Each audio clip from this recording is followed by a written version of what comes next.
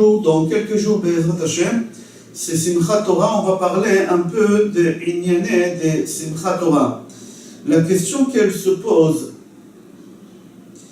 est-ce que Béné Israël, ils ont accepté la Torah d'eux-mêmes, ou Akadosh Baruch Hu, il les a forcés à recevoir la Torah?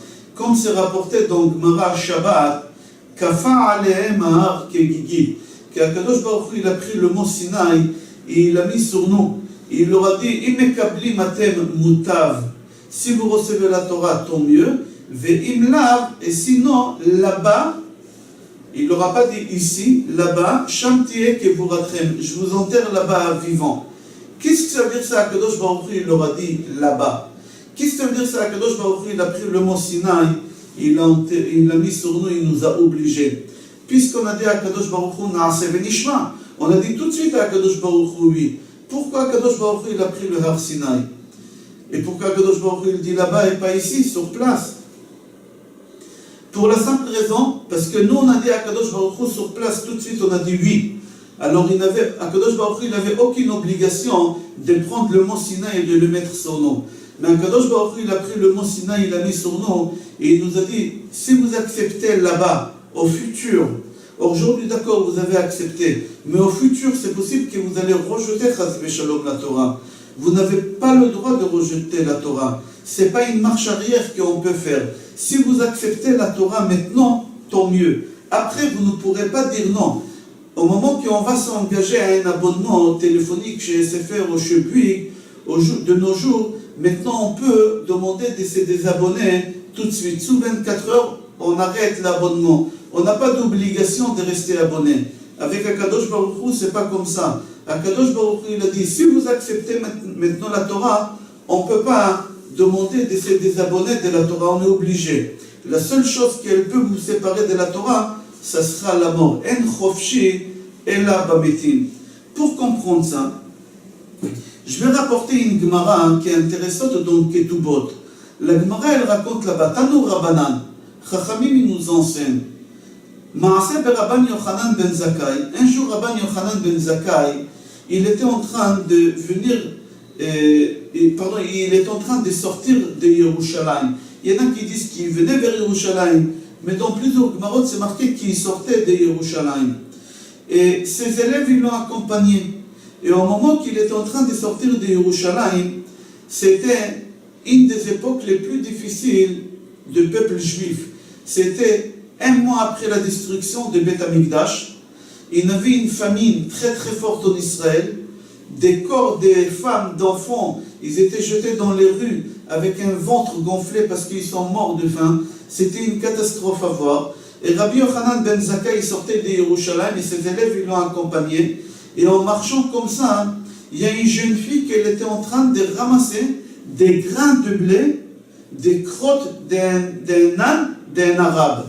Comme ça, la Gemara dit qu'elle est en train de récupérer des grains de blé que le ventre de l'âne n'a pas eu le temps de digérer, ils étaient entiers, des crottes d'âne d'un arabe, c'est marqué, des Ishmaélites, elle récupérait pour après pouvoir faire du pain avec. Et au moment que cette fille, elle voit Rabbi Yochanan ben Zakkai, elle s'est couverte avec l'écharpe sa tête parce qu'elle était pudique, et elle est partie vers lui et lui a dit, Rabbi Parnesani, Rabbi, donne-moi à manger. Rabbi Yochanan ben Zakkai lui a dit, Biti, Batmi'at, ma fille, tu es la fille de qui? Je te connais, qui tu es? Et il lui a dit, je suis la fille de Nagdimion ben Gurion. Nagdimion ben Gurion, la Gemara dit que c'était un des trois les plus riches de Yerushalayim. Kalba Savoie, Nagdimion ben Gurion, c'était le deuxième. Et il lui a dit, je suis la fille de Nagdimion ben Gurion, l'homme le plus riche de Yerushalayim. Là-bas, la Gemara dit qu'il avait des stocks de nourriture, son père, à faire nourrir tout Yerushalayim, les habitants de Yerushalayim, pendant 24 ans. Pendant 24 ans, ils pouvaient faire vivre tous les habitants de Yerushalayim. Au moment qu'ils ont encerclé Yerushalayim pour détruire le Beth Amikdash, il leur a dit, n'ayez pas peur, j'ai assez à manger, à faire nourrir tous les habitants de Yerushalayim. Il lui a dit, ma fille, l'argent de ton père, il est où? Et il lui a dit, mon père, il n'a pas fait assez de tzedaka. C'est-à-dire, au moment qu'on donne la tzedaka, nous on croit qu'on fait sortir de l'argent et on perd de l'argent. Pas du tout. Au moment qu'on fait sortir l'argent, on donne à la tzedaka, on conserve l'argent qu'on a. Il lui a dit, la fille lui a dit, Melach mamon chaser. C'est-à-dire quoi, Melach mamon chaser? Et il lui a dit, mon père, il n'a pas mis assez du sel sur son argent. C'est-à-dire quoi? À l'époque, les gens n'avaient pas de frigidaire. Pour conserver la viande, ils mettaient beaucoup de sel, ils le séchaient avec du sel, et la viande, il pouvait se conserver pendant des mois. Et il lui a dit, papa, il n'a pas mis assez du sel sur son argent. C'est-à-dire quoi? Papa, il n'a pas su comment conserver son argent en donnant la tzedaka. Il lui a dit, ma fille, et l'argent de ton beau-père, qui lui aussi c'était le troisième homme le plus riche de Yerushalayim, il a dit, l'argent de ton beau-père, il est où? Il lui a dit, l'argent de mon père et de mon beau-père, ils se sont mélangés. C'est-à-dire la dot que mon père il m'a donnée et la dot que mon beau-père il m'a donnée, ils se sont mélangés. Ils n'ont pas eu de bracha, ils ont tous parti. Ils ont tous parti. Amralo, Rabbi, et la fille lui a dit, monsieur le rabbin, est-ce que vous vous rappelez, ma ketouba, mon contrat de mariage, combien de l'argent vous avez signé sur le contrat de mariage? Le rabbin il s'est retourné vers ses élèves et il leur a dit, je me rappelle que j'ai signé sur son contrat de mariage Elef alfe dinare zahar mibet abba shela chutz mima shenatan chamia. C'est-à-dire j'ai signé plusieurs centaines de milliers de pièces d'or que son père a donné, mis à part qu'est-ce que son beau-père lui a donné, beaucoup plus son beau-père lui a donné, une richesse colossale. Et tout est parti, pourquoi? Parce qu'il n'a pas donné assez la tzedaka. On ne va pas rentrer maintenant dans cette polémique entre parenthèses, que son père a donné la tzedaka parce que son père, il marchait dans les rues uniquement sur des tapis qui coûtaient très cher. Et jamais il récupérait ces tapis. Il disait aux pauvres de les prendre. On ne va pas rentrer dans cette polémique parce que lui, il faisait ça pour son kavod, pas pour eux. Il n'a pas fait la kavana pour faire la tzedaka. On va refermer cette parenthèse, on continue. Qu'est-ce qui m'intéresse dans cette histoire? Au moment que Rabbi Yochanan ben Zakkai, il voit cette pauvreté, que cette fille vit, de quelle maison elle vient, de quelle richesse, et il voit qu'elle va vers la crotte de l'âne, et elle récupère de là-bas tous les grains de blé qui n'étaient pas dégirés par l'âne. Elle récupère pour se faire du pain avec. Il a dit, Ashrechem Israël, soyez heureux le peuple juif. On pose la question, de quoi heureux? De quoi tu parles ici? Regarde à quelle situation on est arrivé. On est en train de ramasser des grains de blé dans une crotte d'un âne, et pas n'importe quel âne. L'âne d'un arabe, c'est-à-dire la chose la plus bas de la plus bas qu'il y a de la terre. Et tu nous dis, soyez heureux. De quoi heureux? Qu'on mange de la crotte d'un âne, d'un arabe, d'un Ishmaéli, c'est ça heureux? C'est une question qu'on pose. Et le natif Mivologine, il donne une réponse, il faut suivre, extraordinaire. Le natif Mivologine, il donne une réponse et il dit comme ça, qu'ici dans ce monde, il y a 5 niveaux. Il y a de plus bas au plus haut. Le plus bas, c'est domaine, inert. Plus fort, c'est tsomeach, le végétal. Plus fort, il y a l'animal. Et plus fort, il y a Medaber, c'est l'homme. Et plus fort de ça, il y a Israël, le juif. La question que le Rav de Vologine demande, est-ce que le inert et le végétal, c'est la même chose? Seulement, le végétal, c'est le inert que Akadosh Baruch Hu, il a amélioré. Akadosh Baruch Hu, il a amélioré. Et en français, on dit, il a mis une mise à niveau pour qu'il soit un peu plus fort que les inerts. Deuxième question qui continue, mais toujours la même. Est-ce que le vivant, il est amélioré par rapport au végétal? Parce qu'il y a les inerts, il y a le végétal et il y a le vivant, c'est l'animal. Est-ce que l'animal, c'est un végétal qui a été amélioré? Est-ce que les niveaux, c'est les mêmes, mais seulement Kadosh Baruch Hu, il les a améliorés? Ou est-ce que chaque chose, c'est séparé? C'est pas du tout la même chose. Comme ça, le Rav de Vologine pose la question. Le Rav de Vologine dit, non, chaque chose, c'est autre chose, c'est pareil, il n'y a aucun rapport. Pour comprendre, je donnerai une parabole.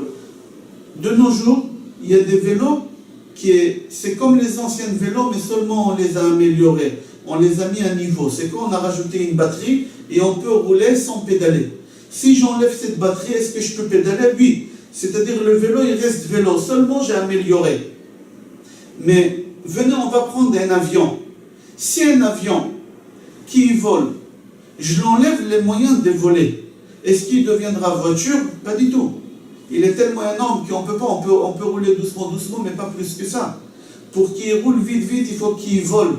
C'est-à-dire que le vélo, on l'a mis à niveau, mais on l'a mis à niveau le jour qu'on enlève la mise à niveau, il devient sans vélo. Mais il y a l'avion, le jour qu'on enlève, qu'est-ce qu'il est lui, il est rien du tout. Il dit exactement, c'est la même chose, qu'il y a l'inert et le végétal. Si le végétal, je l'enlève toute sa vie, il va devenir inert? Non. Même l'inert, il ne va pas devenir, il va mourir, il va pourrir. Une table, elle est inerte, d'accord, mais elle ne pourrit pas, parce que c'est inerte. Mais un végétal, dès que je l'enlève la vie, il va pourrir. Alors on voit ces deux choses différentes. Après, il y a l'animal et l'homme, on va dire. Est-ce que l'homme, c'est un singe qu'Akadosh Baruch Hu, il a amélioré, ou c'est deux choses différentes? Non, c'est deux choses différentes. L'homme, ce n'est pas un singe qui était amélioré.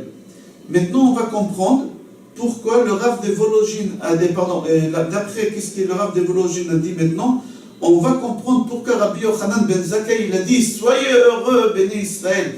Après, qu'est-ce que j'ai vu, à quel niveau vous êtes arrivé? Il a dit, Rabbi Yochanan ben Zakkai, j'ai fait des recherches, est-ce qu'un juif, c'est un goy amélioré, il est mis à niveau, ou un juif, c'est pas un goy qui est mis à niveau, un juif c'est autre chose, c'est notre identité à part. Est-ce qu'un goy et le juif c'est la même chose, mais seulement le juif c'est quelque chose d'amélioré, ou est-ce que le juif c'est une entité à part, et le goy c'est une entité à part? Rabbi Yochanan ben Zakkai dit, maintenant que j'ai vu que toi, des niveaux où tu étais, aujourd'hui où tu es arrivé, moi qui est un arabe, moi qui est un goy, moi qui est la crotte de l'âne, c'est-à-dire que tu es devenu moi qui est un goy, c'est-à-dire qu'un juif c'est où il reste en, où il reste moi qui est un goy, c'est-à-dire c'est comme quelque chose qu'on ne l'a pas mis à niveau. Si l'avion, je l'enlève les moteurs pour qu'il vole, on le jette, on ne peut rien faire avec. On ne peut rien faire avec.